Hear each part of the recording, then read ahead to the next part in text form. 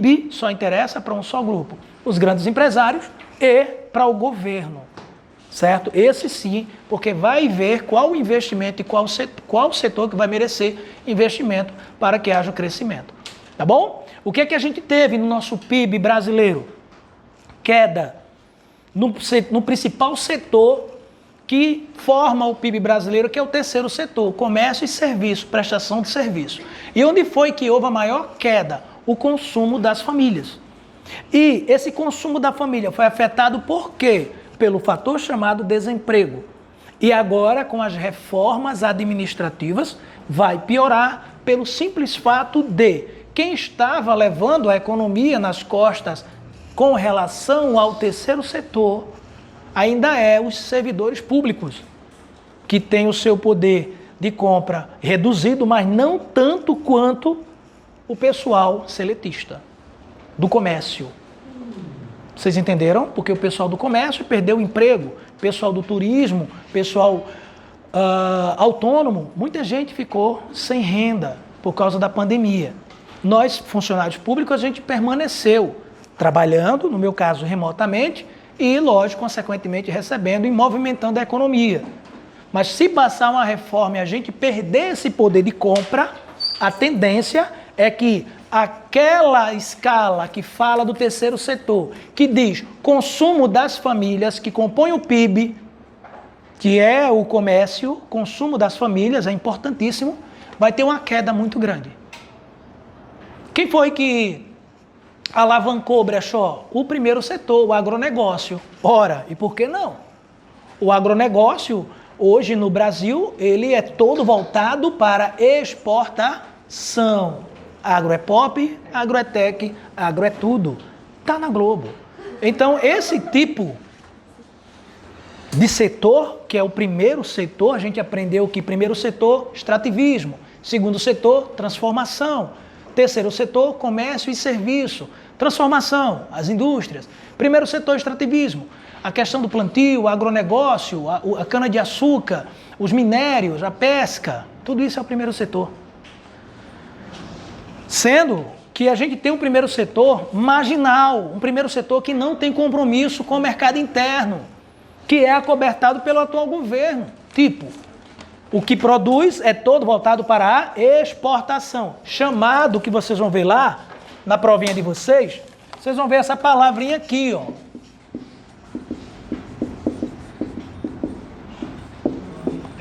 Plantation. É o plantation. Isso aqui, para um país, não é bom. Por quê, Brechó? Oi, bebê? Nem o quê? Colonialista, né? Plantation, Universidade de Fundos. Sim, a gente vai voltar a ser província. Isso aqui é bem colonial. Isso aqui. Por quê, Brechó? Galerinha, usa grande e vasta faixas de terras. Usufrui dos recursos naturais, especialmente da água brasileira. Usufrui dos insumos brasileiros para com os aditivos agrícolas e os defensivos agrícolas, ou seja, os pesticidas e os adubos. Tem as suas leis ambientais abrandadas. Todo o produto é voltado para a exportação. O que sobra é vendido para o mercado interno. Ora, se eu produzo muito, exporto e só vendo o que sobra, eu vou causar o desabastecimento. Lei da oferta e da procura. Se eu tenho pouco produto, a tendência é o preço é o que vocês estão vendo no supermercado. Arroz pelo olho da cara. Óleo de soja, R$6. E paradoxalmente acontece que o Brasil é um dos maiores exportadores de grãos do mundo. Dentre eles, a soja. A gente tem soja para dar em doido, né? Onde o subproduto da soja aí está caríssimo para o brasileiro. Somos o terceiro maior produtor de carne bovina do mundo. Olha o quilo da carne quanto está. Agro é pop, agro é tech, agro é tudo, tá? Não tá não. Não tá bom não. Tá bom? Então o agronegócio ele lucrou muito, mesmo em tempos de pandemia, não teve queda, arrecadou muito, contribuiu para o PIB, mas esqueceu o governo esqueceu de que quem mantém é o terceiro setor, formado pelo povo, que teve o seu poder de compra diminuído. Não adianta o agronegócio produzir, a indústria produzir, o serviço ser prestado sem ter quem compre e quem usufrua. Pois não? Justamente isso aí, porque assim, quando a pandemia a gente está vendo aí bem na cara que o que está segurando o PIB brasileiro é o negócio. Aí a gente vê no Instagram, pelo menos eu acompanho muitas páginas, só produção de soja, mata-piba, né? A gente vê aí muitas exportações e o preço de produtos lá em cima. Isso, por causa da vocação que é voltado para a exportação. Galerinha, tem mais, nota isso. O Brasil, ele é um país exportador de commodities. Commodities. O Brasil é um grande exportador de commodities. Que presta isso? Matéria-prima. E toda matéria-prima tende a ser barata. Qualquer questão que venha dizer que o Brasil ele exporta produtos de alto valor agregado é falso ou verdadeiro? Falso. O Brasil não exporta produtos de alto valor agregado. Dá um exemplo aí, brechó, de alto valor agregado, uma Ferrari da vida. O Brasil não exporta Ferrari. O Brasil não exporta jatos supersônicos. Tínhamos a Embraer, perdemos a Embraer. Era um dos maiores produtores de aviões civis do mundo. Aviação civil.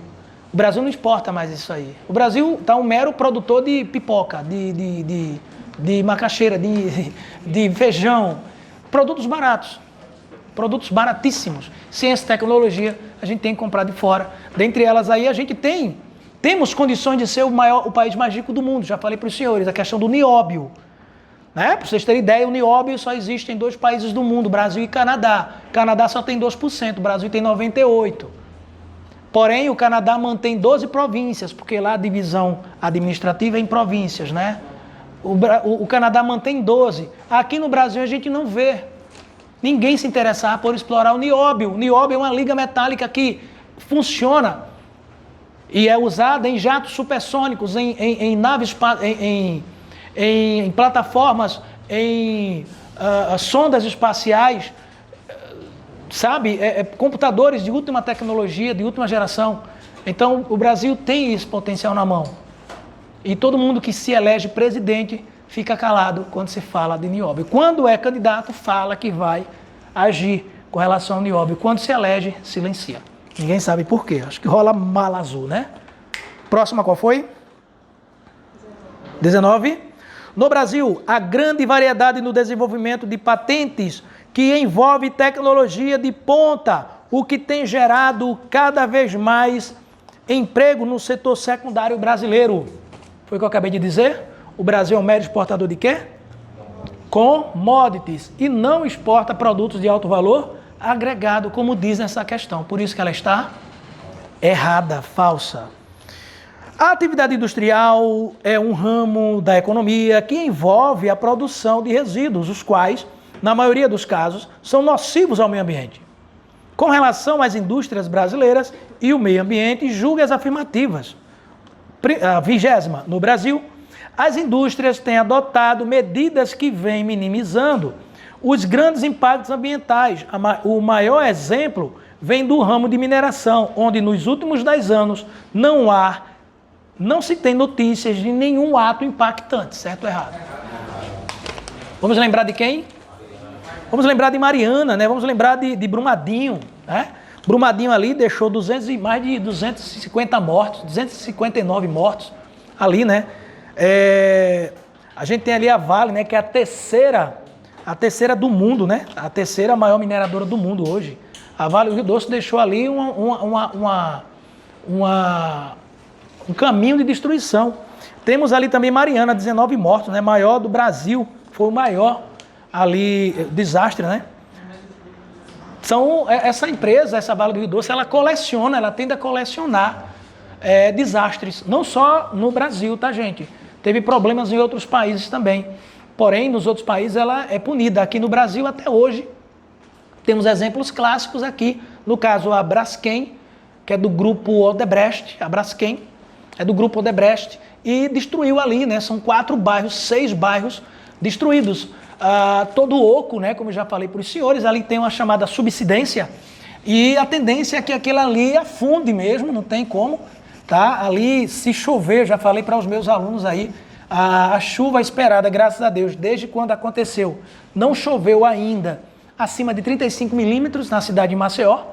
Se chover realmente entre 35 e 40 milímetros durante um dia inteiro, aquilo ali desaba, né? A gente tem uma profundidade enorme, porque antes da situação acontecer, a gente tinha uma distância entre um poço e outro de no mínimo 200 metros.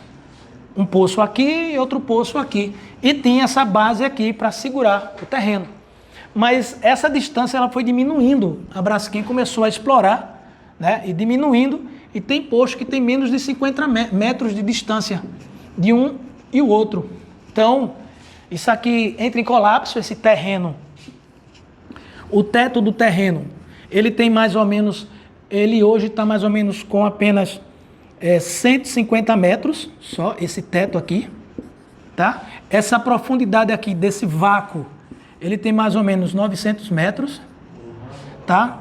Esse vácuo, esse vão, e a tendência é isso aqui desabando mais ainda, né? Houve um desabamento de um pedaço enorme aqui, atingiu esse subsolo, digamos aqui, e a onda de choque, ela foi sentida na Jatiuca e Cruz das Almas. Não foi terremoto, gente, foi onda de choque, por causa desse desmoronamento.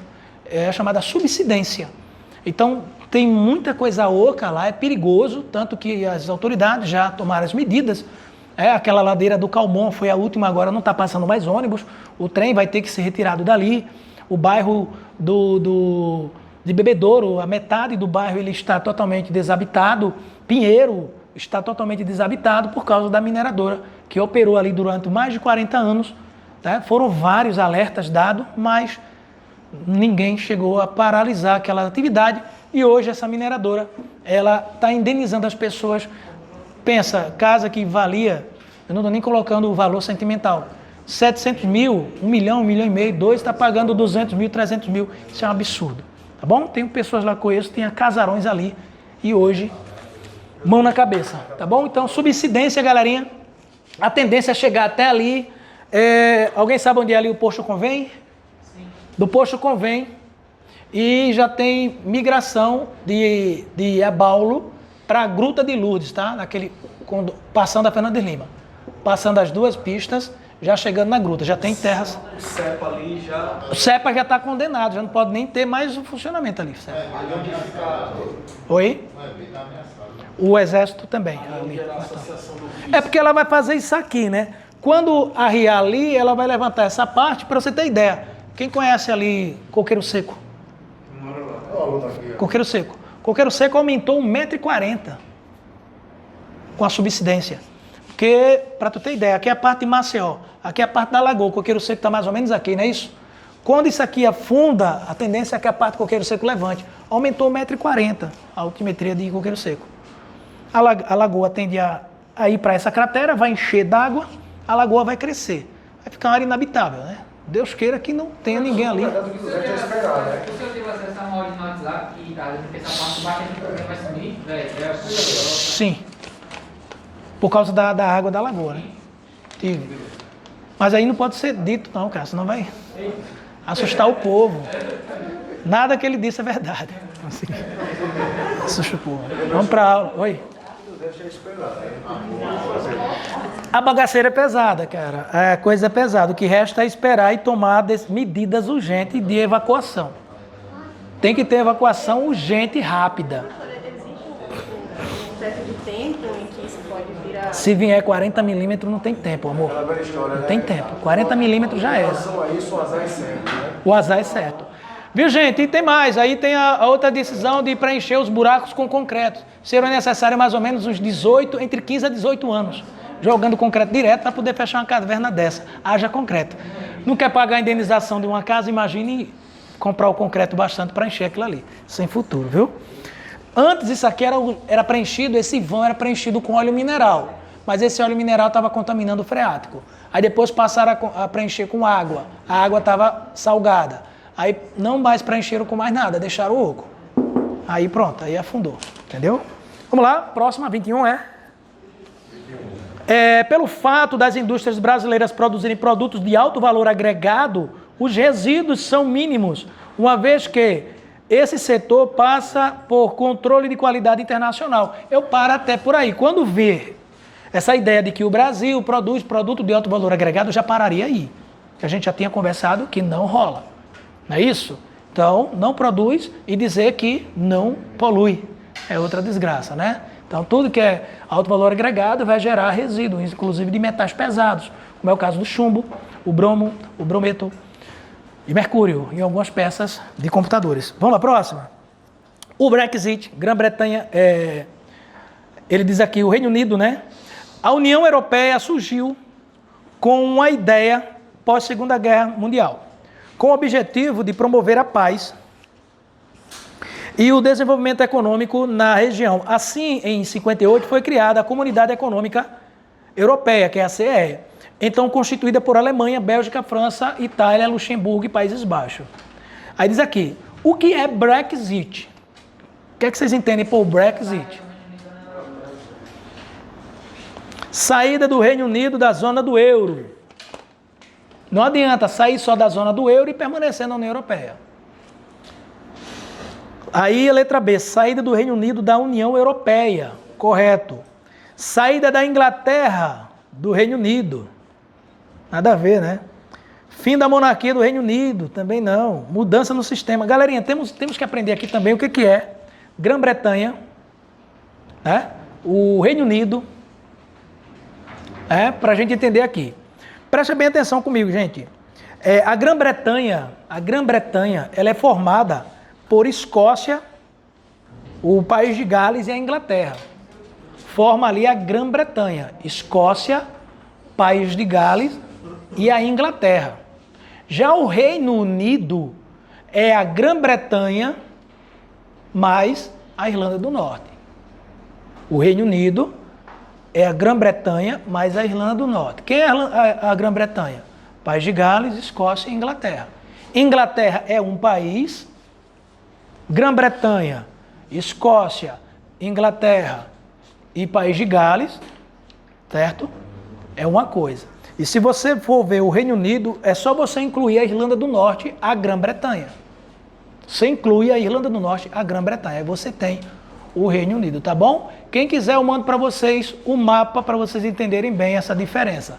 É só pedir, tá bom? Vamos lá. Partindo para mais questões, ela diz assim, a União Europeia surgiu. Já passamos dessa, né? Aqui.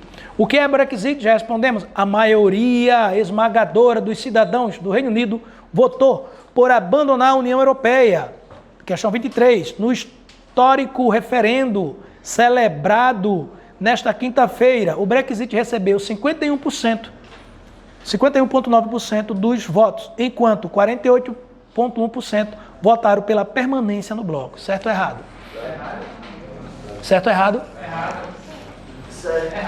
Lê de novo, se concentra e vê o que ela diz e observa os percentuais. Lê de novo, se concentra, vê o que a questão diz e se concentra aí nos percentuais. De novo, bebê.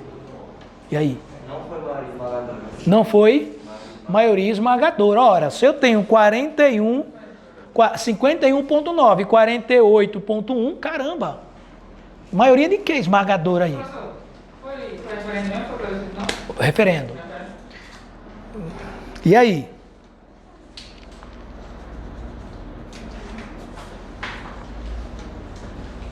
E aí? Errado, por quê? Não foi maioria esmagadora, corrige aí. Operação Lava Jato, atualidades, o bicho pega, hein? Bora. A Operação Lava Jato é o maior escândalo de lavagem de desvio de dinheiro da história brasileira, que o STF quer acabar. E com ela caiu a credibilidade internacional do Brasil. Ela envolve políticos de grandes empreiteiras e aquela que é uma das maiores petrolíferas do mundo. E também a maior empresa estatal do Brasil, que é a Petrobras. Sobre esse tema, vamos julgar os itens que seguem para nós aqui. As empreiteiras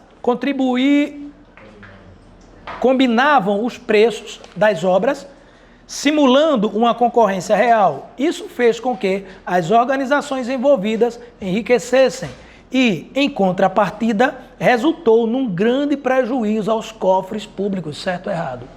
certíssimo, cantou a história, ele desceu a caneta aí e destrinchou pra gente o que realmente aconteceu. Foi isso aí.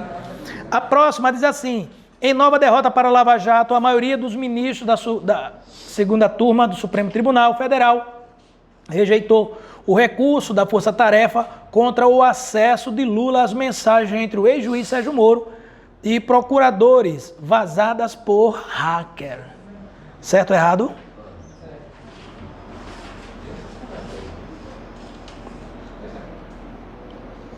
E aí? Lula teve acesso ou não? Lê de novo, presta atenção.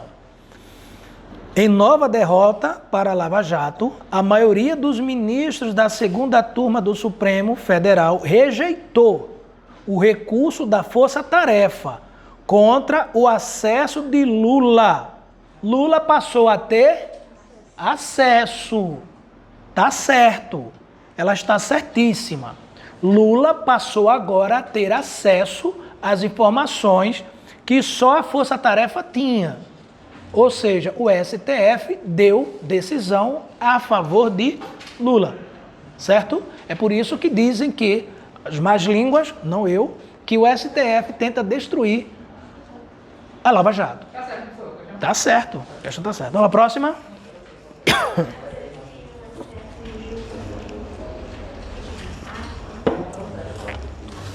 A próxima traz o que pra gente aí? Começa pra mim. Em reunião, é isso? Em reunião ministerial realizada em Bruxelas, em julho de 2019, foi concluída a negociação da parte comercial do acordo de associação. Segundo estimativas do Ministério da Economia, esse acordo incrementará o PIB brasileiro em 87 bilhões de dólares, mais de 87, em 15 anos, podendo chegar a mais de 125 bilhões, se consideradas a redução das barreiras não tarifárias e o incremento esperado na produtividade total dos fatores de redução. O aumento de investimentos no Brasil no mesmo período será da ordem de 113 bilhões. Com relação ao comércio bilateral, as exportações brasileiras apresentarão ganhos de quase 100 bilhões até 2035. O texto anterior descreve projeções de resultados do Acordo do Livre Comércio negociado entre, vamos lá, Brasil e Estados Unidos da América, Brasil e Estados Unidos da América. Gente, presta bem atenção, a reunião ministerial realizada em Bruxelas. Se fosse apenas o Brasil e Estados Unidos, ou seria em Washington, ou seria em Brasília. Concorda comigo? Se fosse só o Brasil, uma coisa bilateral, vou fazer o que em Bruxelas? Fazer um acordo bilateral em outro país. Ou eu faria no país ao qual eu quero negociar, ou eu faria no meu, se é bilateral, certo? Concorda comigo? Vem comigo. Ele diz assim, ó, a letra A. Foi um negócio entre Brasil e Estados Unidos da América. Vamos lá, próxima. Letra C. O Mercosul e os Estados Unidos da América. Se eu fosse negociar com os Estados Unidos, eu iria para onde? Ou Washington, ou traria os seus representantes para Brasília, certo? Certinho? Foi aonde a reunião? Bruxelas. Fica onde? Na Europa, certo? Vamos seguir? Letra C. Não, letra B diz assim, Brasil e China. Letra B, Brasil e China, né? Letra C, que é Mercosul e Estados Unidos da América. Letra D diz assim, Mercosul e quem? Ele diz aqui, a respeito das imigrações, né? A gente já viu aqui que é certa a de número 2, é o segundo bloco que a gente tá, né? Vamos para número 3. Muitas das restrições impostas a imigrantes resultam do receio do impacto cultural que o recebimento de estrangeiros pode provocar em determinadas culturas, além dos possíveis impactos econômicos e sociais. Certo ou errado? Verdadeiro. Assim como o termo hoje tão usado, que é o xenofobia, essa xenofobia que é utilizado muito na Europa, ela vem hoje como um ponto tão discutido na União Europeia, é justamente o medo, a aversão do meu próximo, não porque hoje não mais, na Europa não mais tanto, né? Existe os preconceitos raciais e existem os preconceitos também religiosos. Mas hoje o que está em ênfase, justamente um dos motivos que gerou o Brexit, o que está em ênfase hoje na Europa é justamente a xenofobia. E essa xenofobia, ela é causada hoje em dia porque você pode ser um bom profissional e de repente você pode tomar o meu emprego. Certo? Então, enquanto refugiado sírio, eu não sei, você pode ser um grande médico, um grande físico nuclear, uma grande professora. Falar o meu idioma muito bem, realmente os sírios dominam 5 idiomas, falam. Tá? De repente você é um excelente piloto de avião, piloto de jato, uma militar refugiada, tá? Você é uma médica, aí de repente você chega lá na Europa, chega atrás de emprego, eu enquanto dono de uma empresa estou pagando a uma europeia 50 mil euros, chega esse refugiado, vou pagar 10 mil a ele, ele vai achar o melhor emprego do mundo, eu ponho ela para fora. Vocês entenderam? Então, a xenofobia hoje não mais é porque você é negro, porque você é branco, porque você é hindu, porque você é muçulmana, porque você é árabe. Não, a xenofobia é porque você é um cidadão que tem uma formação, que quer um emprego e pode, de repente, tomar o meu emprego. Isso causa a tão chamada e debatida xenofobia na Europa. Tá bom assim? Então, isso é a causa. Vamos para a próxima? O que é que diz aqui mais? Lê para mim. Por ser uma questão humanitária, a imigração internacional é tratada no âmbito dos direitos humanos, sem gerar grandes controvérsias na política internacional. Por quê? Muita. Sem gerar controvérsias, queria nós que fosse resolvido de maneira tão pacífica, simples e direta. Né? Gera muita controvérsias. Muita, tanto como eu expliquei para vocês, o medo do espaço Schengen. Porque o que versa o espaço Schengen? Livre circulação de pessoas. E no meio dessas pessoas sírias, tem as chamadas células adormecidas do Estado Islâmico, que a qualquer momento podem se reagrupar na Europa, como aconteceu, matar aquele chargista francês, repórter, e tiveram alguns ataques no metrô. Tiveram alguns ataques na Alemanha, na Espanha, na França. Aquele maluco pegou aquele caminhão em pleno ano novo, foi em Natal, na França, e atropelou não sei quantas pessoas. Tiveram ataques na Itália. Então, temendo isso, a Inglaterra disse, epa, vamos colocar o Brexit logo, né, para agir, porque a gente não quer mais fazer parte. Toda e qualquer pessoa que vir da Europa, a gente vai escolher, não vai mais entrar no nosso país. Tá bom? Foi por isso. E outros motivos também. Vamos para mais. Apesar de não adotar políticas restritivas, o Brasil não é um país de interesse para os imigrantes, sendo os maiores fluxos de imigrantes destinados aos países europeus. Errado. Por quê, galerinha? O Brasil não adotar políticas restritivas, o Brasil não é um país de interesse para os imigrantes. Sim, lógico que é. Primeiro que aqui as leis são frouxas. Aqui a gente não tem a livre circulação de outros baseada em bloco econômico, mas a gente tem a livre circulação por causa das leis que são frouxas. Todos nós sabemos disso. O Brasil, ele é visto como um país que mais recebe bem estrangeiros. Basta o cara falar inglês ou outro idioma que você é capaz de você dar a melhor hospedagem, o melhor dos melhores, e quando você vai para o país desse cara, tu é discriminado. Muito discriminado. Tá? Você chega aqui, recebe um espanhol, tu recebe um americano, com maior, é nós, isso está no nosso sangue. Nós somos pessoas hospitaleiras, mas vai você para lá. Vai você para lá. Com o costume que o brasileiro tem de querer abraçar e tocar em todo mundo. Toca no europeu para tu ver. É problema. No argentino. Não gosta, você acha que é discriminação, mas não é.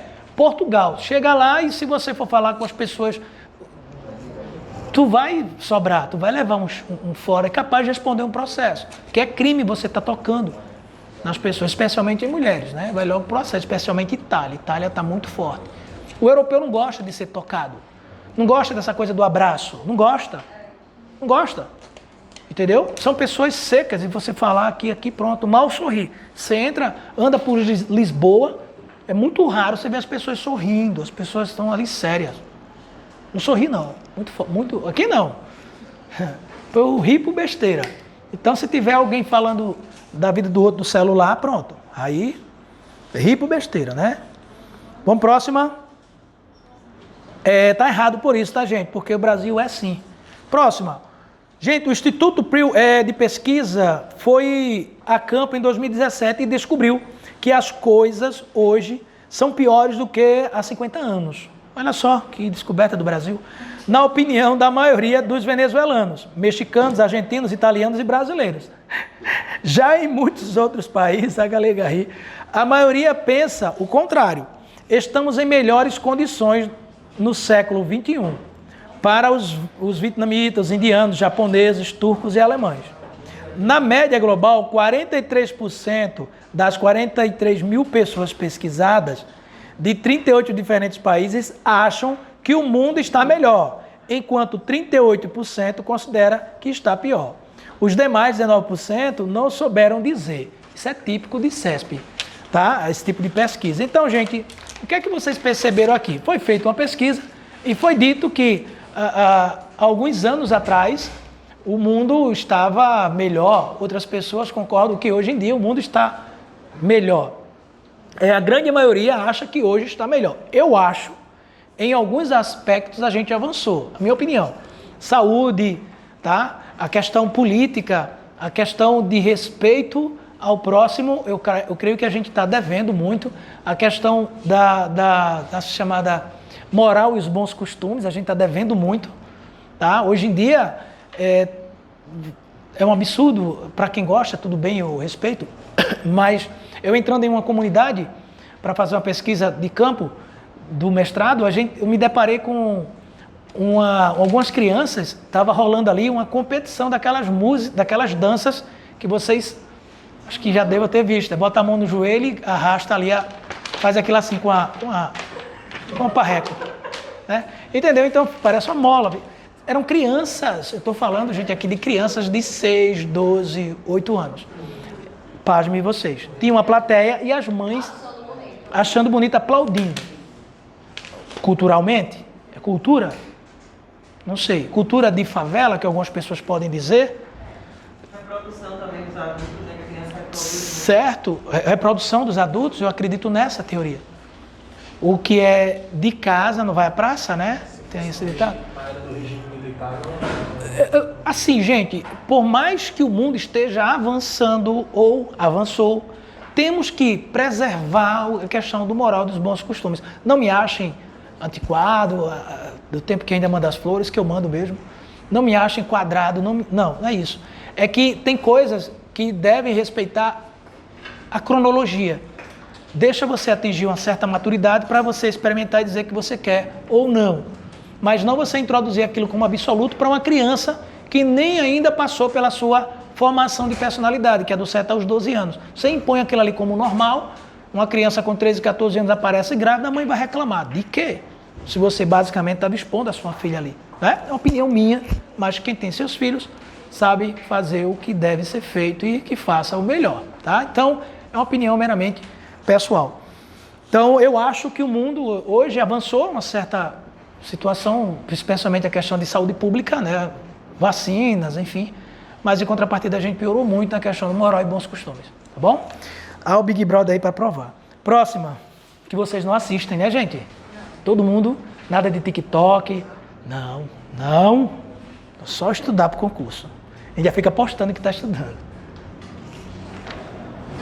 Quem viu? Bora lá, próxima. Qual é, bebê? A incidência de guerras diminuiu.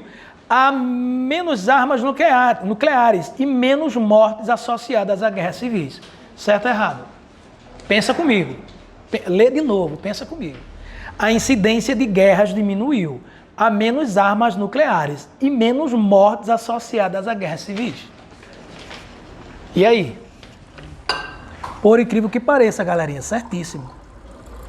Olha só que doideira da CESP, tá? Oi. Então fala que há menos armas nucleares, dá a entender que ela Já tínhamos mais, não houve a destruição de algumas ogivas, quando foi assinado o acordo nuclear de cooperação mútua, não houve a destruição de algumas ogivas, tanto do lado russo quanto do lado americano, houve a destruição. Pra você ter ideia, o arsenal, Professor, qual é o nome desse acordo, por favor?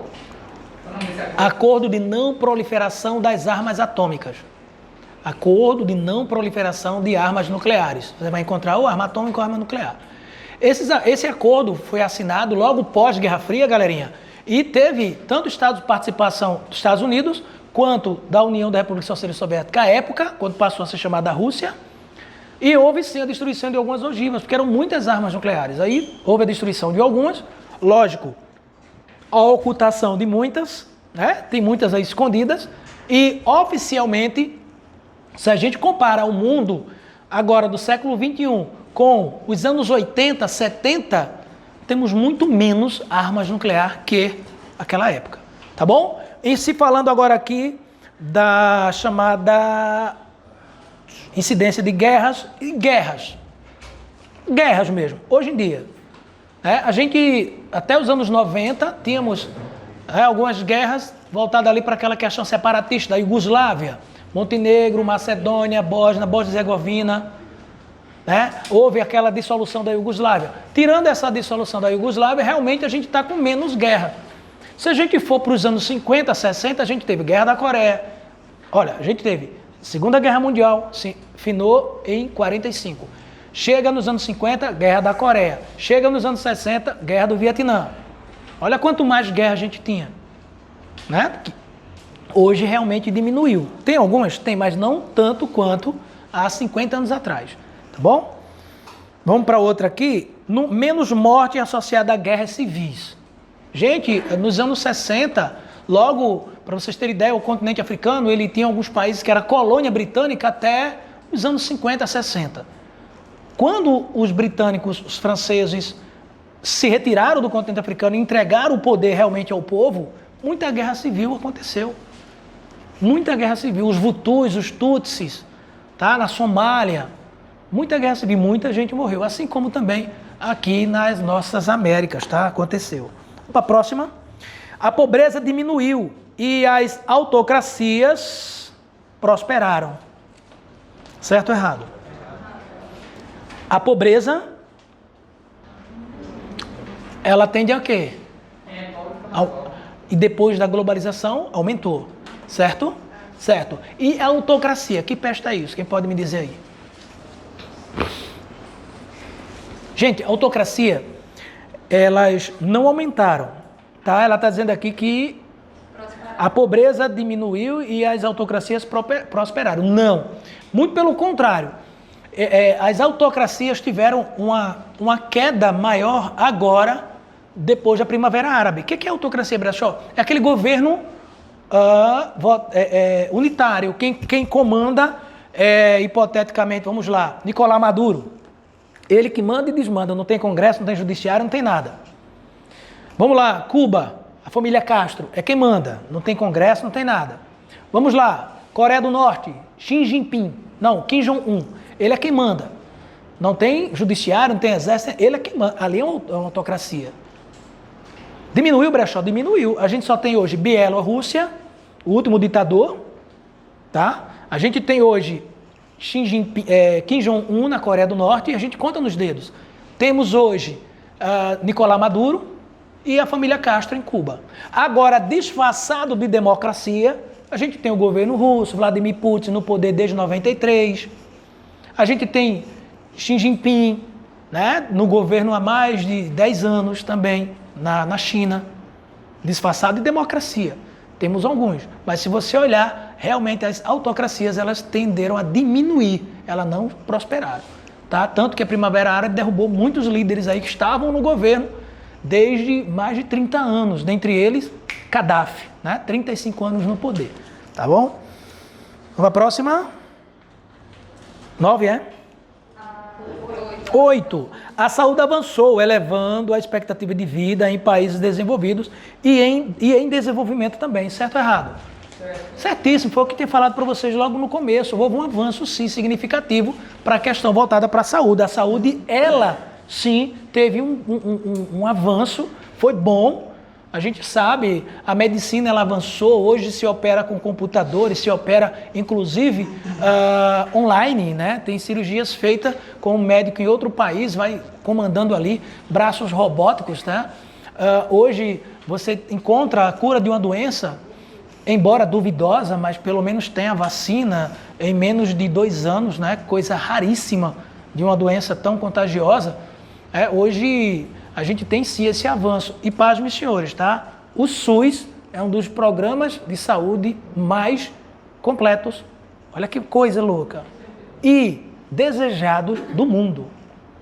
O maior problema do SUS chama-se político. É o maior problema, porque, gente, dinheiro é para dar em doido, não falta. Não falta. E ainda tem gente que reclama. É hospitalizado, faz a cirurgia 0800 e tem gente que reclama. Vai pagar um plano de 500 e lá vai cacetado. Por conta do atendimento, mas sim. aí é o ser humano. O ser humano, é a parte humana e política no meio. Eu não vou obrigar ao médico doutor Efraim a dar o horário dele, porque o Efraim é conhecido do político fulano de tal, que o Efraim está comandando o hospital, que já no meio político ali, ele ajeitou os dele, que o médico entra em plantão no hospital e vai trabalhar no hospital particular. Quando dá uma coisa mais séria que é chamado.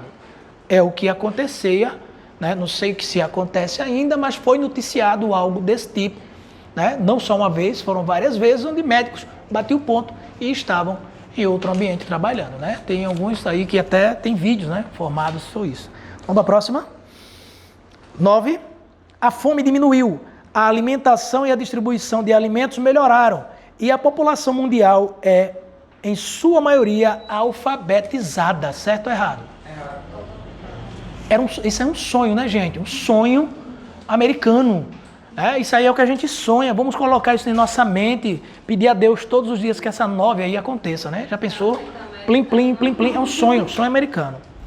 O próximo aí, 3 anos após testemunhar o maior desastre socioambiental do mundo, em barragens de mineração ocorrido na cidade de Mariana, Minas Gerais, o Brasil viu a história se repetir em outro município mineiro de Brumadinho.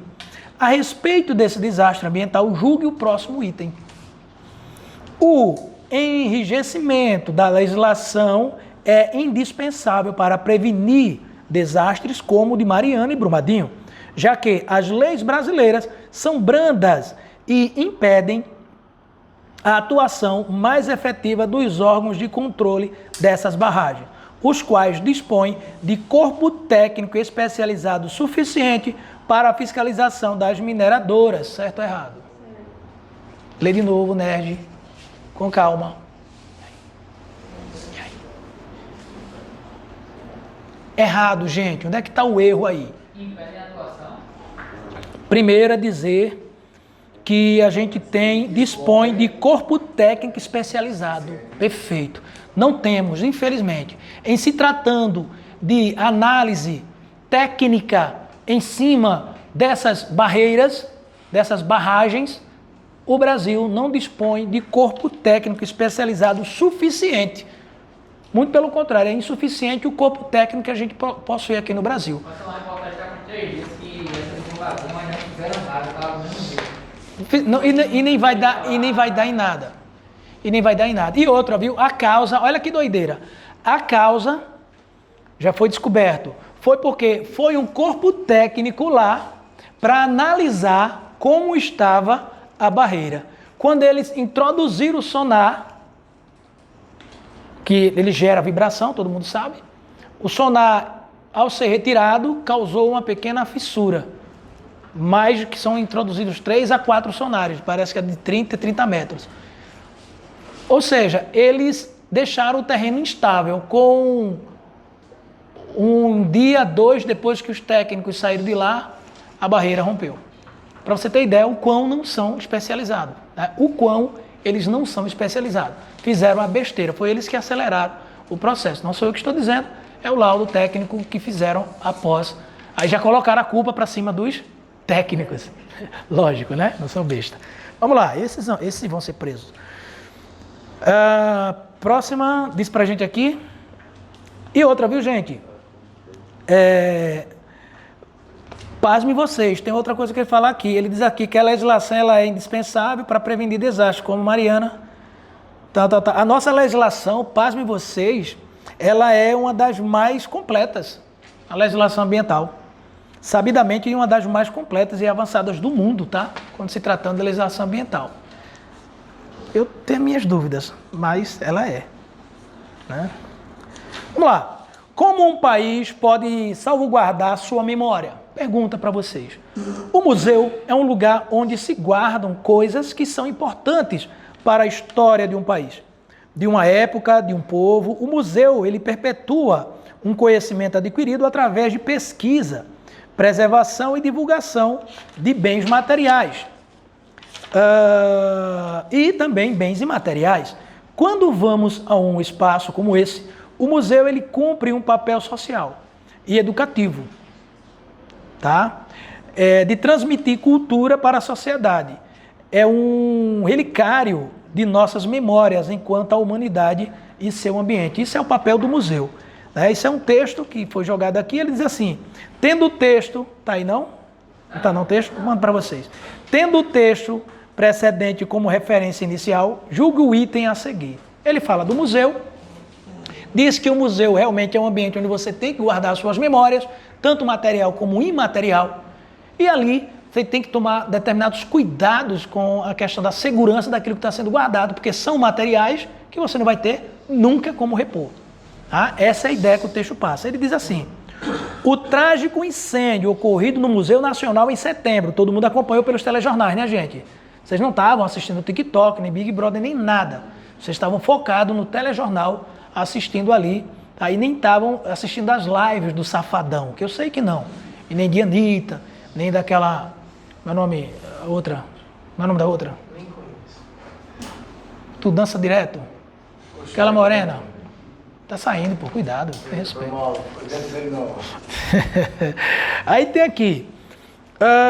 O trágico incêndio ocorrido no Museu Nacional de setembro de 2018 chama a atenção para a necessidade de preservar e proteger os bens históricos e culturais, tanto por causa do seu valor para a memória do país, quanto para combater tráfico internacional desses bens, certo ou errado? A guarda desse bem dentro de um museu serve para proteger contra essas duas ideias, tanto do tráfico quanto também para preservar a memória? É lógico que sim. Nós sabemos que existe, não só no Brasil, mas mundialmente, um chamado mercado negro das peças, né, relíquias. É mercado negro que se acentuou como vocês nunca imaginaram na Segunda Guerra Mundial, onde Hitler ele saqueava museus e tiveram várias peças que foram parar na mão de colecionadores através do mercado negro, porque foram realmente usurpadas do país de origem e foram negociadas para colecionadores, tá? Alguns foram devolvidos, outras foram reencontradas e reintroduzidas. Acerca do tema da atualidade que envolve o Brasil e o mundo, vamos julgar os itens. Uma questão preocupante para o governo britânico com relação à concretização do Brexit é a fronteira entre a Irlanda do Norte e a República da Irlanda, certo ou errado? É naquela questão que eu trabalhei anteriormente. E aí, um dos problemas enfrentados é entre a Irlanda do Norte e a República da Irlanda. E aí? Certíssimo. Por que, Brechó? Por que, Brechó? Vamos lá, preste atenção. Preste atenção. Quando ele diz assim, uma questão preocupante do governo britânico com relação à concentração do Brexit, governo britânico é equivalente ao Reino, digo unido. Reino, digo unido. Unido.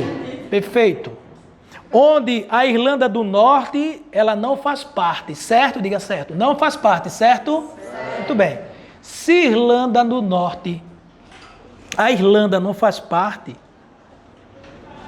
tá? A Grã-Bretanha ela é formada por Inglaterra, Escócia, País de Gales.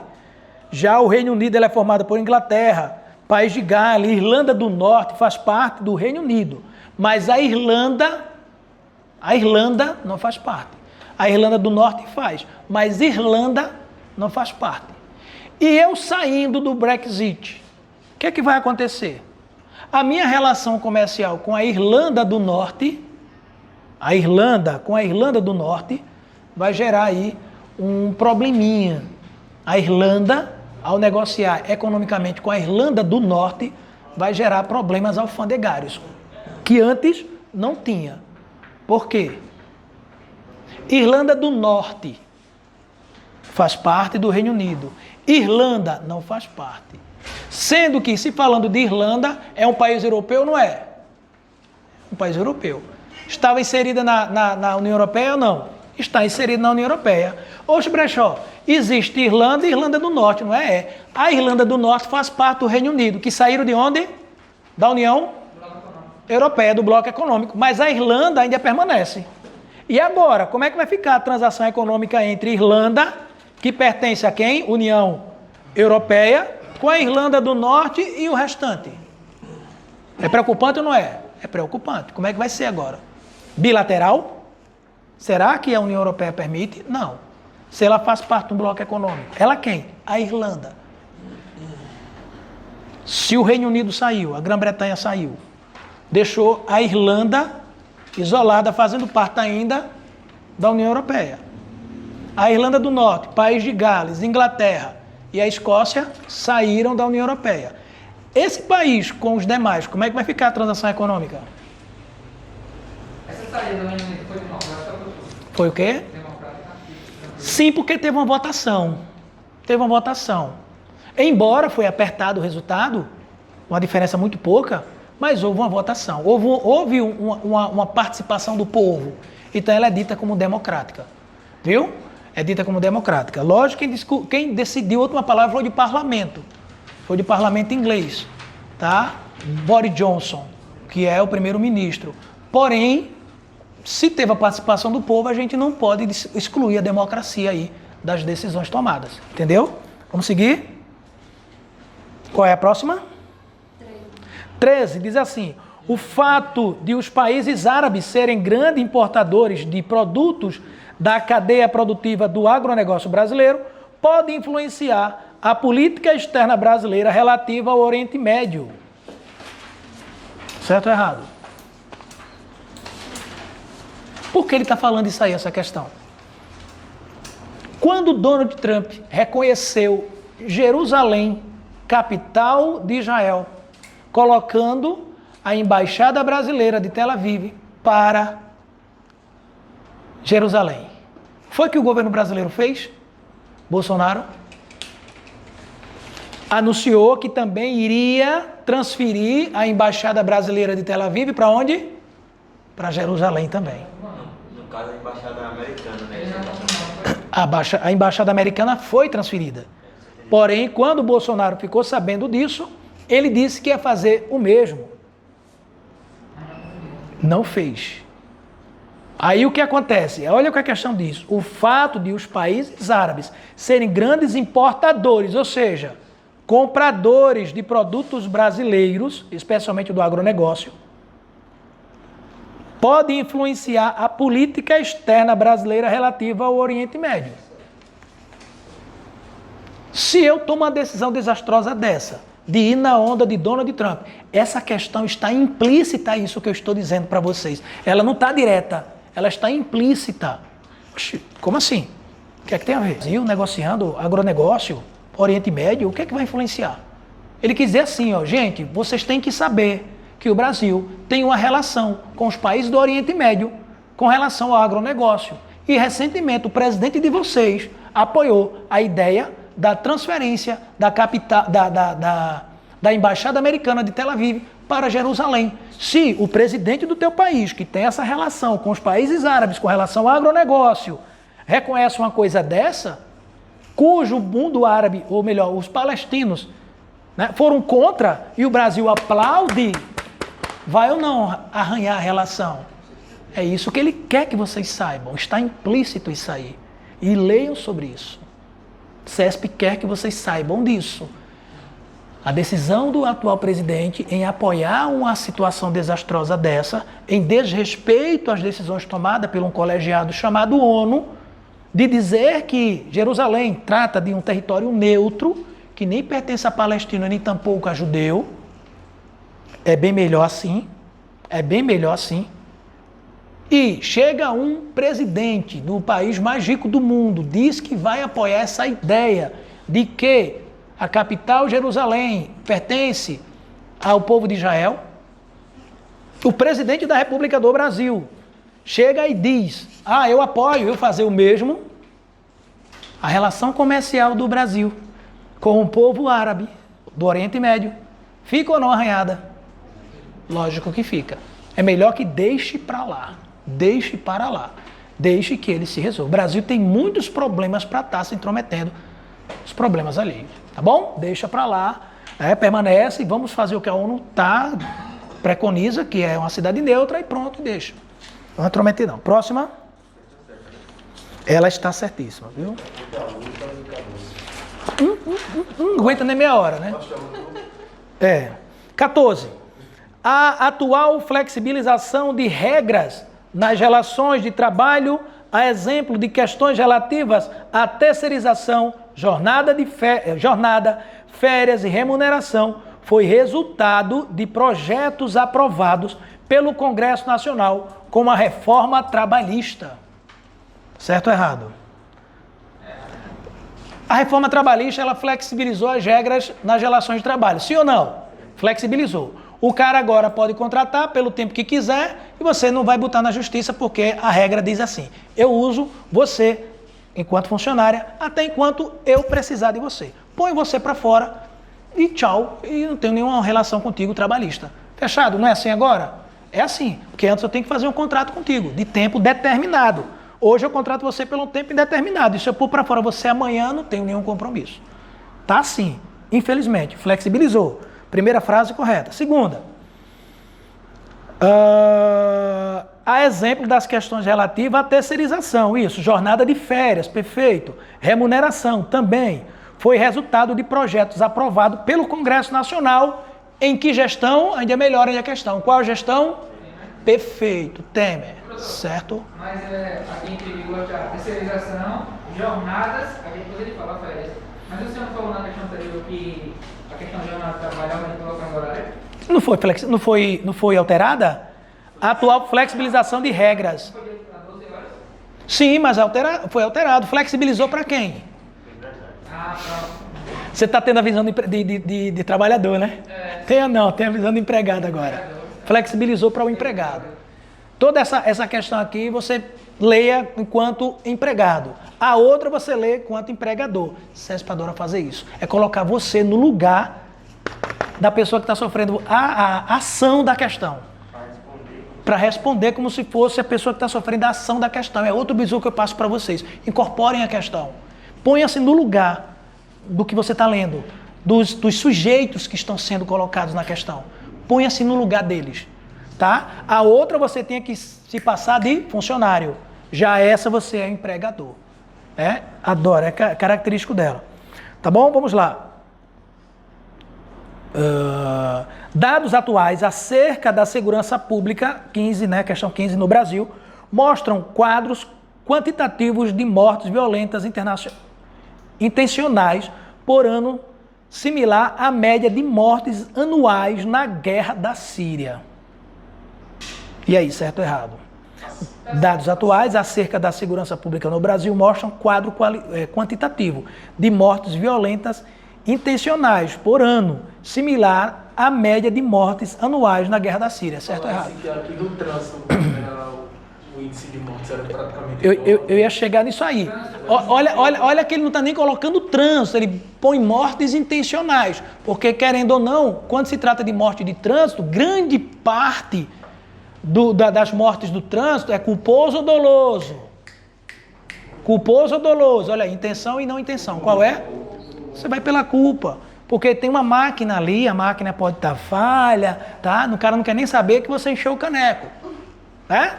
Não é nem saber que você estava dançando ali, chapuletei, ploque. Depois de encher a lata, foi dar uma de, né?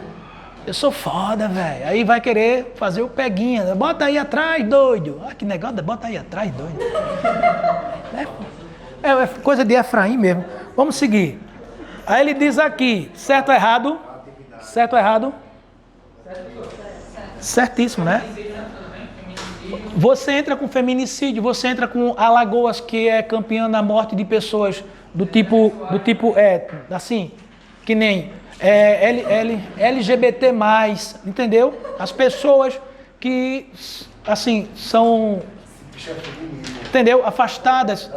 Então as pessoas são assim. Tá gravando. Eu vou soltar uma pra você aqui, você não ia aguentar. Bora pra... Oi? A morte de negros, a morte de grupo LGBT em Alagoas é campeão. E essa morte violenta, intencional, tá ligada com morte de arma de fogo, arma branca, certo? O crime de mando. Então o Brasil realmente, tem muitos exemplos. A gente tem aí o estado do Rio de Janeiro, a gente tem o estado de São Paulo, a gente tem aqui Fortaleza, Bahia, certo?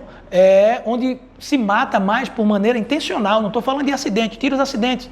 Estou falando de forma intencional, mata mais do que na Síria. Alagoas está entre os 10 primeiros, entre os 5 primeiros, melhor dizendo. Alagoas, até o tempo desse, tá? Em primeiro lugar no Brasil. A gente, graças a Deus, deixamos, né? Deixamos esse primeiro lugar. Até 2017 era primeiro lugar. Na época a gente estava dando aula lá para o concurso, viu? Vamos lá, gente. Próxima qual é? 16. A 16 diz, com a participação do Fórum Econômico Mundial em Davos, na Suíça, pois não? Tem um textinho.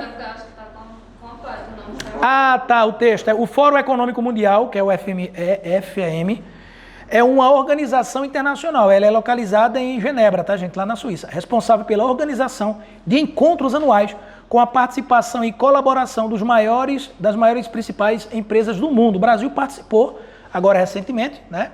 E participou de uma outra, acho que a questão ela traz essa daí, da participação. Com a participação do Fórum Econômico Mundial em Davos, na Suíça, o Brasil firmou acordos bilaterais com países estratégicos, certo ou errado? Tem que ter lido, cara. Presta atenção, na primeira gestão de Bolsonaro, houve, em 2019 mais ou menos, uma edição que quem participou foi, lógico, o ministro da Economia e alguns empresários, onde lá não foi fechado acordo nenhum. Foi o único ano que o Brasil participou e não foi fechado o acordo. Por quê, Brechó? Por causa do presidente? Nessa situação, eu nem estou salvando e nem estou dizendo que é positivo ou negativo, mas foi por causa da questão das incertezas que a vitória daquele presidente recém-possado, 2019, primeiro ano de mandato, gerou muita incerteza no mercado internacional, assim como gerou incerteza nos grandes investidores que participam desse encontro em Davos.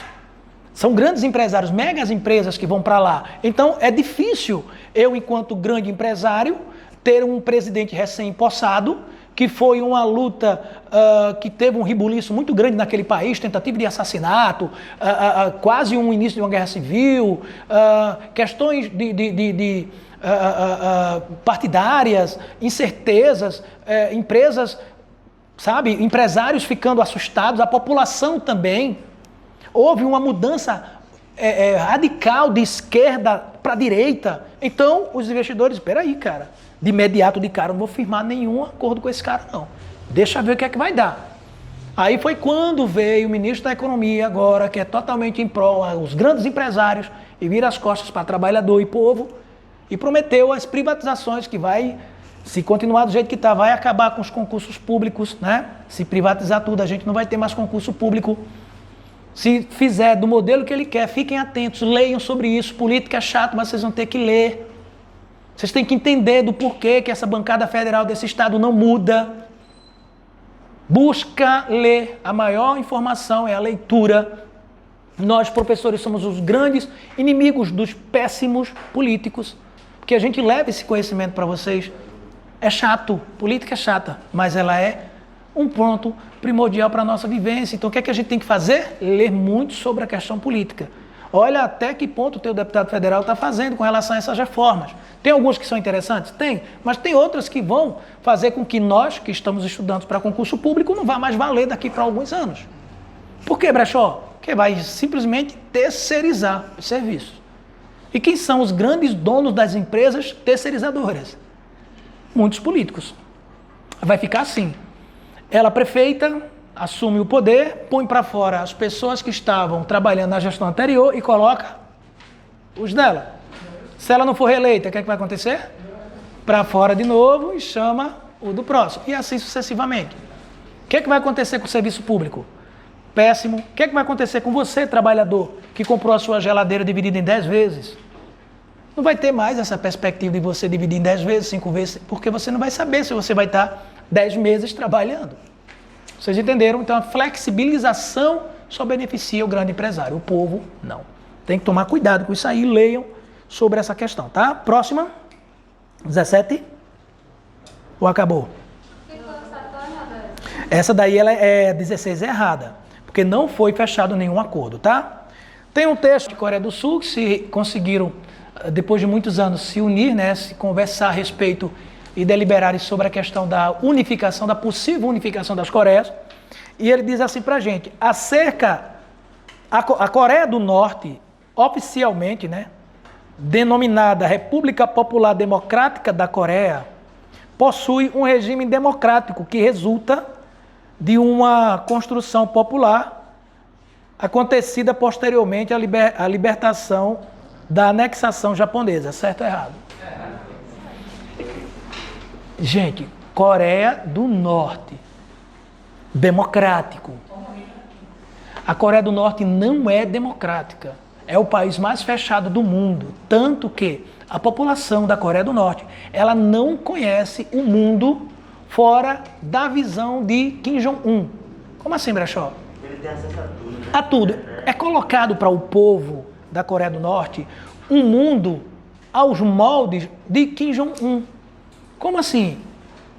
Para você ter ideia, ele diz que a cultura ocidental é uma cultura onde existem monstros, onde existe promiscuidade, onde as mulheres andam nuas, onde os homens são estupradores, onde as mulheres coreanas, se sair do país, são estupradas e elas acreditam, e são escravizadas. Lá tem uma ideia que ele é um herói, né? E lá ele é dito como um deus, herói não, visto como um deus, que tudo, a música, eu vou, por gentileza, não precisa, se você não quiser seguir, tudo bem, mas fala comigo, eu vou mandar para vocês um filme do History, que tem lá, falando sobre a Coreia do Norte, vocês vão assistir, é um absurdo. Para você ter ideia, as crianças são doutrinadas a adorar Kim Jong-un, as músicas que eles cantam. Kim Jong-un é nosso Deus, Kim Jong-un é nosso provedor, Kim Jong-un dá tudo que nós precisamos. Salve, salve Kim Jong-un. É o que as crianças cantam, são doutrinadas a Mas isso. lá não tem não, mesmo estupro, essas coisas, nada. Tem o quê? Assalto, essas coisas não tem não lá mesmo. Ele disse que... né? Olha, lá é o país mais fechado do mundo e esses dados não são revelados. Se tem, ninguém... Agora aqui existe o seguinte, lá quando dá 8, 9 horas a energia elétrica é desligada do país inteiro. Como é que você sabe disso, Brechó? Porque existem fotos via satélite das duas Coreias, 10 horas da noite, a Coreia do Sul toda clarinha e a Coreia do Norte toda apagada. Isso é fato. Existe uma Disneylândia que Kim Jong-un, mandou construir para ele. Quando alguém é pego como conspirador contra o governo, essa pessoa ela é morta em praça pública com a ponto .50. E a família dessa pessoa é obrigada, segundo esse filme, segundo os relatos, eu passo para vocês se vocês me pedirem, a família dessas pessoas são condenadas a trabalhar nas minas até a morte. Ele mandou matar um general dele porque Mandou matar cochilou em um discurso dele. Sim, aquele que passou, tem o filme. Ele tá aqui, o cara cochila, e mandou matar o cara. Mandou matar o tio e mandou matar o próprio irmão. O irmão morreu envenenado. E o tio mandou matar também para não ficar na sucessão do poder. Entenderam? lá, teve uma autorização, mas acesso à internet tinha toda uma estrutura para que ele só tivesse Informações passadas antes por Kim Jong-un. e todas as pessoas com quem ele fala, mostra, ninguém reclama. E cada turista que vai tem um agente do governo seguindo você. Você não pode... quem visita lá, qualquer turista, tem um agente do governo. E ele lhe acompanha 24 horas. Você não pode dar um passo fora sem que seja na presença desse agente de governo, porque senão você é preso. E lá é prisão perpétua. Não tem acordo de deportação com nenhum país. Você mofa lá mesmo. Na época do Obama, ele cansou de ameaçar os Estados Unidos. Quando o Trump tomou o poder, aquelas ameaças dele, né? E o planeta até na época reserva até com isso. Ele dizendo que ia mandar pra lá mísseis e tal. Quando o Trump tomou o poder, tá certo. Se você mandar pra cá, eu mando de volta. Pronto. Parou na hora, não foi? Entendeu, gente? Então tá aí. Ele diz assim, eu tendo o texto procedente como referência, julgue os itens a seguir a respeito das relações internacionais e de possíveis desdobramentos contemporâneos que envolvam as duas Coreias. A Coreia do Norte, oficialmente denominada República Popular Democrática da Coreia, a gente já respondeu essa? Já é... Brasília. Ah, tá. É a próxima aqui, né? Beleza. Então essa aí é errado, a gente sabe que não é democrática, né? Isso aí é o comentário nosso. Aí vem a próxima agora. Brasília, como importante cidade administrativa e sede do poder federal, influencia diretamente municípios dos estados de Goiás e de Minas Gerais, certo ou errado? Hein? Gente, ele está aí citando situações voltadas para a chamada hierarquia das cidades, né? Hierarquia das cidades. E o que tem para a gente falar aqui sobre a hierarquia das cidades? Preste bem atenção. O nosso país, ele possui as chamadas cidades globais, ou chamada metrópolis global, metrópole regional, tá? E a metrópole aqui chamada de local. Então, Brasília, o que seria? Brasília é uma metrópole nacional, global ou regional, que é a chamada local. Brasília está mais para uma metrópole regional. Oxe, Brechó, mas é uma cidade que é político, é só política. Então me dá aí um toque. Veja bem, gente, para ser uma metrópole global, é uma... Primeiro vamos saber o que é metrópole. Para ser uma metrópole tem que passar pelo processo de conurbação. E o que é conurbação? É o processo de junção física entre duas ou mais cidades. Repetindo, para ser metrópole tem que passar pelo processo de conurbação. Esse processo tem que estar consolidado. O que é isso? Junção física entre duas ou mais cidades, preservando os direitos políticos administrativos de ambas. Traduz aí, Brechó.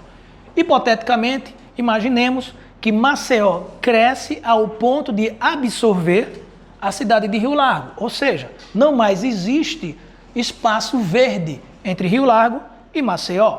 Qual é a cidade maior? Quer dizer que, política administrativamente, Rio Largo vai ficar subordinado a Maceió, sim ou não? Não. Política e administrativamente, Galega, cada cidade prevalece com a sua autonomia. Certo, parceira? Certo, colega? Cada cidade, pois não. Sabemos onde começa e termina.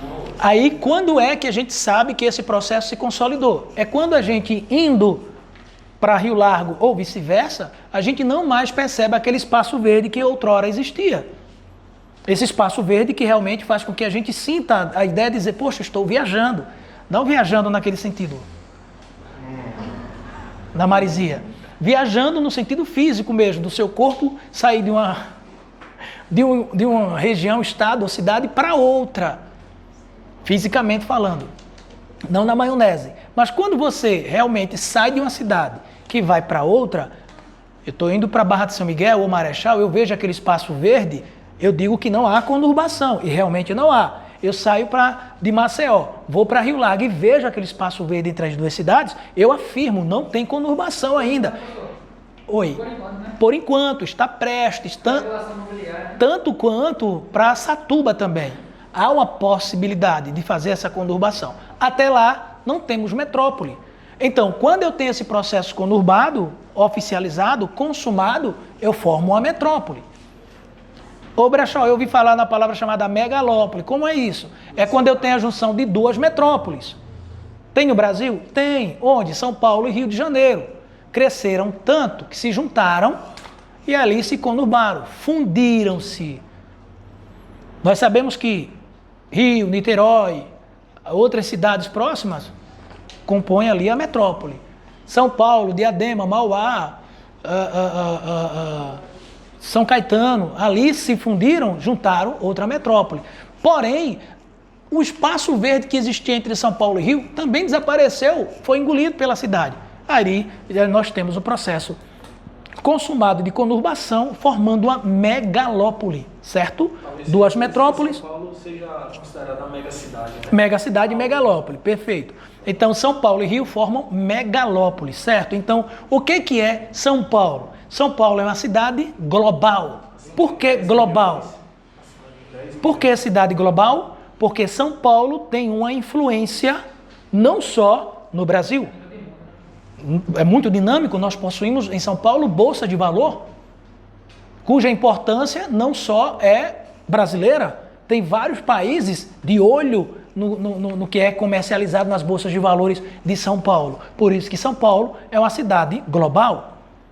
Uma cidade, uma metrópole global, uma metrópole nacional. É uma cidade que tem importância aqui para o Brasil, nacional, apenas nacional. Que importância é, Brechó? Econômica. Qual que nós temos aqui? Rio de Janeiro.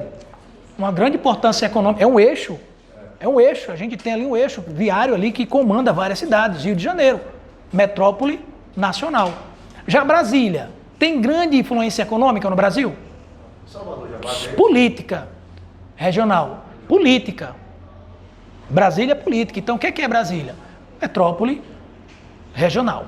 Tá bom? Ela é regional, tá certo? Então existe essa hierarquia das três metrópoles, global, influência não só no Brasil, como em outro país, nacional, só no país, economicamente, e regional, influencia não só tão economicamente, mas é mais politicamente ali naquelas cidades circunvizinhas, tá bom? Seguindo aqui a hierarquia das cidades, Brasília, como importante cidade administrativa e sede do Poder Federal, influencia diretamente municípios dos estados de Goiás e Minas Gerais, certo?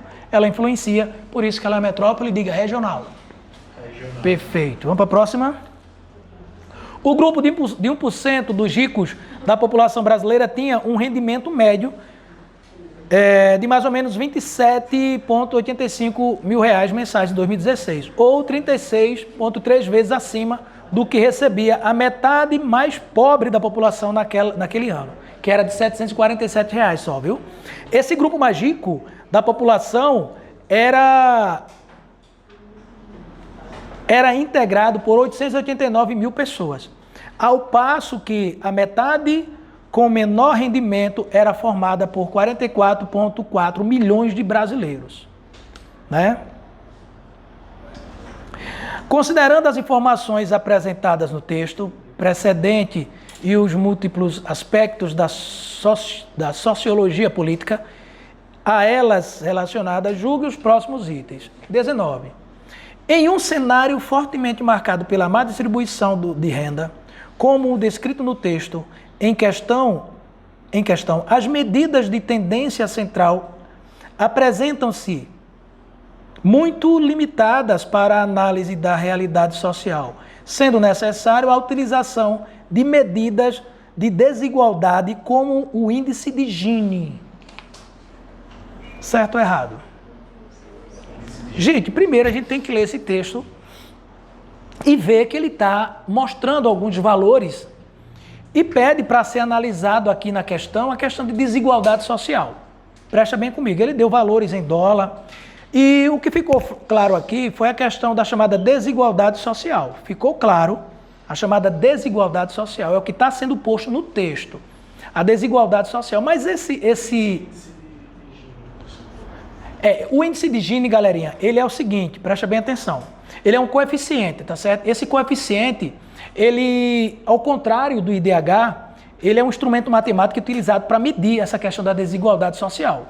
E esse índice, a medição do índice de Gini, ele é de 0 a 1. Quanto mais para cima, De 0 a 1, tá? Aí no caso, quanto mais perto de 1, a maior desigualdade social. Ele é o contrário do IDH. O IDH, quanto mais perto de 1, melhor. Já o índice de Gini, quanto mais perto de 1, pior você está. Ele sim, para medir desigualdade social, preste atenção. Para se medir desigualdade social, índice de Gini. Para se medir desenvolvimento humano, IDH. Você está entendendo? Desigualdade social, índice de Gini.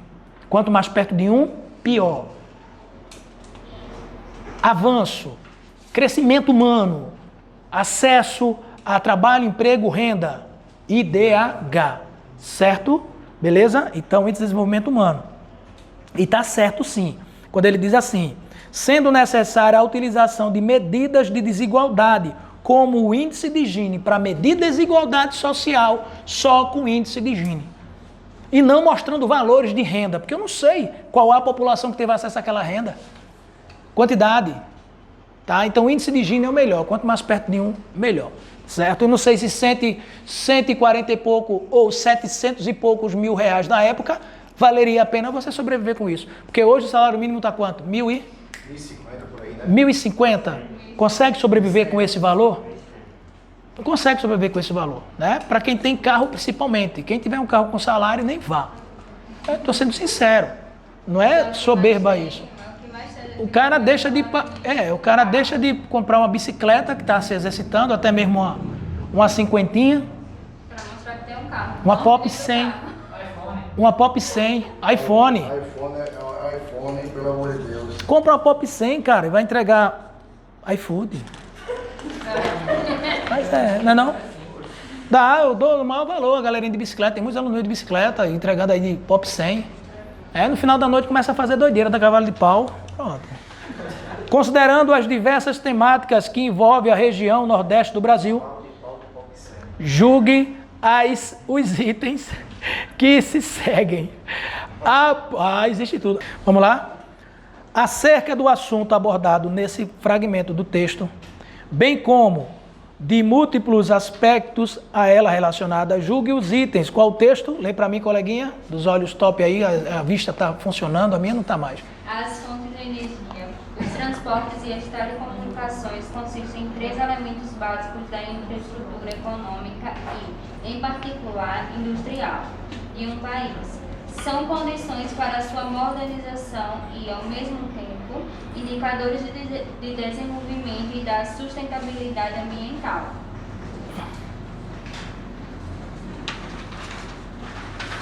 Apesar das hidrelétricas, dos parques eólicos no Nordeste brasileiro e da difusão da produção de energia solar, o petróleo ainda é a fonte de energia mais importante do Brasil, certo ou errado? E aí? O petróleo é a fonte de energia mais importante do Brasil, certo ou errado? Galerinha, a gente tem que aprender o que é energia, fonte de energia, né? E o que tipo de energia que ele está mostrando para a gente aí. Presta bem atenção. A principal fonte de energia que ele está dizendo aqui, apesar das hidrelétricas, dos parques eólicos do Nordeste, que energia que ele está falando aí? Energia elétrica. Gente, pensa comigo. Por que, Brecha? Existe outro tipo de energia? Sim, a energia que gera movimento. E aí? A que gera movimento? Né? Essa energia que gera movimento, ela tem como matriz, o derivado de petróleo. E neste caso aqui, ele está falando de energia elétrica. E qual é a principal fonte de energia elétrica do Brasil? Ele diz aqui, apesar das hidrelétricas, dos parques eólicos no Nordeste brasileiro e da difusão da produção de energia solar, o petróleo ainda é a fonte de energia mais importante do Brasil. Que energia ele quis dizer aí? Elétrica, não é isso? Porque existe a matriz elétrica e a matriz energética. Nesse caso aqui, ele está dizendo para a gente que o petróleo é a fonte mais importante do Brasil para energia. A gente gera mais energia usando o petróleo ou a hidrelétrica? Errado. A gente gera energia utilizando o petróleo ou a água? Perfeito. Quando a gente tem colapso nas chuvas, Aí o que é que vem? O que é que vem quando tem colapso nas chuvas? A gente usa a termoelétrica, que utiliza ou gás natural ou utiliza o derivado de petróleo, tá? Como geração de energia, tá certo? Última? Não, Ainda ainda tem. Essa 21 está errada. Tem mais duas. O Brasil adota tem aqui, ó. O Brasil adota um sistema equilibrado de frete por transporte terrestre multimodal, por influência ainda do Nacional Desenvolvimento do governo Juscelino Kubitschek. Certo ou errado? Pensa comigo. A gente tem um meio de escoação da produção multimodal. Temos. Ou a grande maioria da nossa produção é escoada via caminhão? navio. Bem pouco, cara. Estou falando interno. Dentro do Brasil.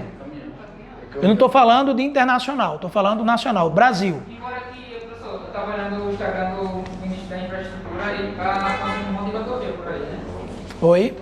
O ministro da Infraestrutura está sendo criado algumas rodovias no Brasil, porque eu não me lembro o nome agora, mas eu acredito que vai amenizar o preço da situação da produção. Sim, a gente está tentando construir aí também as vias férreas, né? Estamos tentando trazer de volta as vias férreas. O Brasil já teve em suas ferrovias o principal modo de transporte, a gente não tem mais. Temos ali um modo de transporte, eu posso dizer para vocês, tão unicamente, grande maioria da produção, ela é escoada pelo transporte rodoviário. Então a gente tem os caminhões como principal fonte de transporte da nossa produção. Viu? Vamos para a próxima. Multimodal seria se eu tivesse trem, se eu tivesse... Multimodal seria, o Brasil seria, se eu tivesse, além dos caminhões, eu tivesse trem bem desenvolvido, eu tivesse as nossas hidrovias bem desenvolvidas e utilizadas, que não é o caso. Eu tenho hidrovia? Tenho, mas é concentrada, é região norte, para escoar a produção. Bem pouco no Rio Araguaia, bem pouco, aqui no Tocantins Araguaia, bem pouco. Eu tenho ferrovias, tenho algumas. A gente tinha aqui no Nordeste, cana-de-açúcar vinha de Pernambuco. Eu alcancei o trem aqui nos anos 90, ainda funcionando, trazendo açúcar para o porto. Claro, só cansou. Hoje em dia não tem. Me chamando de novo ele. Hoje em dia não tem, viu? É errado por isso, não é multimodal não. Oi? Tem uma tendência a essa multimodal. Temos, a tendência é grande por causa do investimento nas ferrovias. Tá? O investimento nas ferrovias e o desassoreamento em alguns rios. É importantíssimo para escoamento da produção, tá? Vamos para a próxima. A próxima qual é? A última é? Esse texto é o mesmo texto do 16º. Então a gente lê qual? Lê para mim aí. Acho que até que ele falou. Lê para mim aí, por favor. O texto... Não, a questão já. Presidente sul-coreano. Esse daí a gente já leu. Já leu, né? Na questão 16. Tendo o texto precedente como referência, julgo os itens a seguir, a respeito das relações internacionais e possíveis desdobramentos Contemporâneos que envolvam a Coreia do Sul e a Coreia do Norte. Encontro entre Donald Trump e Kim Jong-un em 2018 gerou pela primeira vez na história um encontro de cooperação entre os países. Foi aquilo que eu disse. Foi aquilo que eu disse em relação ao presidente da Coreia, o Trump. Quem tem medo. Perfeito. Ele diz aqui que gerou um acordo de cooperação entre os países dos Estados Unidos de América e a Coreia do Norte. Gerou ou não? Não. Só foi um encontro, um mero encontro que não gerou nada. Tá bom? Esse encontro não gerou nada, infelizmente. Só foi um encontro por causa da questão da pressão internacional dos mísseis. Pessoal, a gente encerra. Para você que acompanhou a gente aí direto do YouTube, aquele abraço para você seguir a gente, ó, e pedir mais questões, pedir mais material. Segue o cara, Célio Brechó encerrando para você. Muito obrigado que você me acompanhou até agora. Tchau e até a próxima. Valeu!